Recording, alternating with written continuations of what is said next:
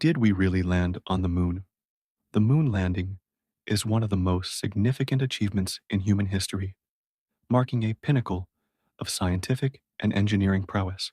On July 20th, 1969, NASA's Apollo 11 mission successfully landed astronauts Neil Armstrong and Edwin Buzz Aldrin on the moon, while Michael Collins orbited above in the command module.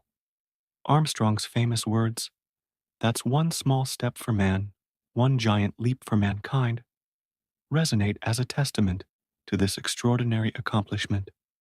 However, despite the overwhelming evidence and historical documentation, a persistent minority continues to question the authenticity of the moon landings. This article aims to explore the evidence supporting the moon landings and address the most common conspiracy theories. Evidence supporting the moon landings. 1. Scientific data and samples. One of the most compelling pieces of evidence is the collection of lunar rocks and soil brought back to Earth by the Apollo missions. These samples have been studied extensively by scientists worldwide, and their composition and properties differ significantly from any materials found on Earth. The isotopic ratios and specific characteristics of these samples provide undeniable proof of their extraterrestrial origin. 2. Photographic and video evidence.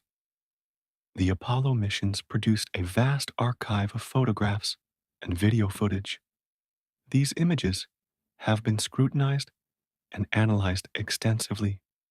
The lighting, shadows, and backgrounds in the photographs are consistent with what would be expected on the lunar surface, including the harsh lighting and lack of atmospheric diffusion. Additionally, the unique environmental conditions of the moon, such as the absence of air, affect how dust and objects behave, which is evident in the footage. 3. Independent tracking and observation. During the Apollo missions, numerous independent observatories and tracking stations around the world monitored the spacecraft. These stations included facilities in countries not aligned with the United States, ensuring that the tracking data was credible and unbiased. Furthermore, the retroreflectors placed on the moon by Apollo astronauts are still in use today, allowing scientists to bounce laser beams off them and measure the distance between Earth and the moon with high precision. 4. Technical and logistical feasibility. The technological advancements required for the Apollo missions were well documented and publicly available. The development of the Saturn V rocket, the lunar module, and the life support systems involved rigorous testing and validation. The extensive preparation and detailed engineering designs were published in scientific journals and presented at conferences, providing transparency and accountability. Addressing common conspiracy theories. 1. The flag waving argument. One of the most frequently cited claims by moon landing skeptics is the appearance of the American flag waving in the photographs. In reality, the flag was designed with a horizontal rod to keep it extended, giving the impression of it waving. The motion observed in some footage is due to the flag being disturbed during placement and the lack of atmospheric resistance on the moon, causing it to move until it settled. 2. No stars in the sky. Another argument is the absence of stars in the lunar photographs. The reason for this is the exposure settings of the cameras used by the astronauts.